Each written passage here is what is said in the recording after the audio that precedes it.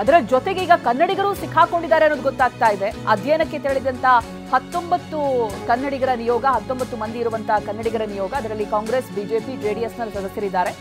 ಬೇಪಾಕ್ ಸಂಸ್ಥೆ ಮೂಲಕ ಅಧ್ಯಯನಕ್ಕಾಗಿ ತೆರಳಿದ್ರು. ನಿನ್ನೆಲ್ಲ ಮೊನ್ನೆನೇ ಅವರು ವಾಪಸ್ ಆಗ್ಬೇಕಿತ್ತು, ಬಟ್ ವಿಮಾನ ಸಂಚಾರ ಇಲ್ಲದೆ ಇರೋದ್ರಿಂದ ಅವ್ರಿಗೆ ಬರೋದಕ್ಕಾಗಿಲ್ಲ. ಹಾಗೆ 2 ದಿನಗಳ ಹಿಂದೆ ಗೃಹ ಸಚಿವರು ಇವ್ರ ಜೊತೆಗೆ ಮಾತನಾಡಿದ್ದಾರೆ, ಹೇಗಿದ್ದಾರೆ ಏನು ಅನ್ನೋದನ್ನ ತಿಳ್ಕೊಂಡಿದ್ದಾರೆ. ಸಿಎಂ ಡಿಸಿಎಂಗೂ ಕೂಡ ಅದೇ ಮಾಹಿತಿಯನ್ನ ರವಾನಿಸಿದ್ದಾರೆ. 19 ಮಂದಿ ಕನ್ನಡಿಗರ ನಿಯೋಗ ಅಧ್ಯಯನಕ್ಕೆ ಅಂತ ತೆರಳಿ ಇದೀಗ ಅಲ್ಲೇ ಲಾಕ್ ಆಗಿದೆ. ಇಸ್ರೇಲ್ ಯುದ್ಧ ಭೂಮಿಯಲ್ಲೇ ಸಿಕ್ಕಾಕೊಂಡಿದ್ದಾರೆ ಕನ್ನಡಿಗರು.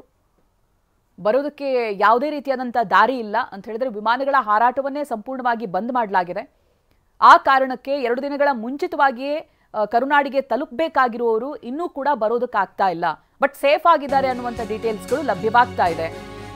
ಇಸ್ರೇಲ್ ಇರಾನ್ನಲ್ಲಿ ಕನ್ನಡಿಗರು ಸಿಲುಕಿ ಪರದಾಡ್ತಾ ಇದ್ದಾರೆ. ವಿದ್ಯಾರ್ಥಿಗಳು ಕೂಡ ಇದ್ದಾರೆ. ಒಂದು ನಿಯೋಗ ಅಲ್ಲಿ ಸಿಕ್ಕಾಕೊಂಡಿರೋದು, ಜೊತೆಗೆ ವಿದ್ಯಾರ್ಥಿಗಳು ಇದ್ದಾರೆ. ಅವರನ್ನ ಸುರಕ್ಷಿತವಾಗಿ ಕರೆತರ್ತೀವಿ ಅಂತ ಎಚ್ ಡಿ ಕುಮಾರಸ್ವಾಮಿ ಹೇಳಿದ್ದಾರೆ. ವಿದ್ಯಾರ್ಥಿಗಳ ಜೊತೆಗೆ ಮಾತನಾಡಿದ್ದಾರೆ ಕೂಡ ಕುಮಾರಸ್ವಾಮಿ.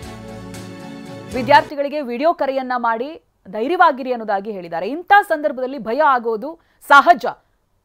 ಉಕ್ರೇನ್ ಮೇಲೆ ರಷ್ಯಾ ದಾಳಿಯನ್ನ ಮಾಡಿದಂತ ಸಂದರ್ಭ 100 ಜನ ಕನ್ನಡಿಗರಿದ್ರು. ಅವ್ರುಗಳನ್ನೆಲ್ಲ ಸೇಫ್ ಆಗಿ ತಾಯ್ನಾಡಿಗೆ ಕರೆತರಲಾಗಿತ್ತು. ಆಮೇಲೆ ಆ ನಡುವೆ ಕೂಡ ಕೆಲವೊಂದು ಅವಘಡಗಳು ನಡೆದು ಹೋಗಿತ್ತು. ಅದನ್ನ ನೆನಪಿಸ್ಕೊಳ್ಬಹುದು ನಾವು. ಈಗ ಇಸ್ರೇಲ್ನಲ್ಲೂ ಕೂಡ ಕನ್ನಡಿಗರು, ವಿದ್ಯಾರ್ಥಿಗಳು ಇರೋದ್ರಿಂದ ಅವ್ರುಗಳನ್ನ ಸೇಫ್ ಆಗಿ ಕರ್ಕೊಂಡು ಬರುವುದು ದೇಶದ ಜವಾಬ್ದಾರಿ. ಕುಮಾರಸ್ವಾಮಿ ಅವರು ಈ ಬಗ್ಗೆ ಒಂದು ಟ್ವೀಟ್ ಅನ್ನ ಮಾಡಿದ್ದಾರೆ. ಹಾಗೆ ವಿಡಿಯೋ ಕಾಲ್ನಲ್ಲಿ ವಿದ್ಯಾರ್ಥಿಗಳಿಗೆ ಧೈರ್ಯವನ್ನ ಕೂಡ ಹೇಳಿದ್ದಾರೆ.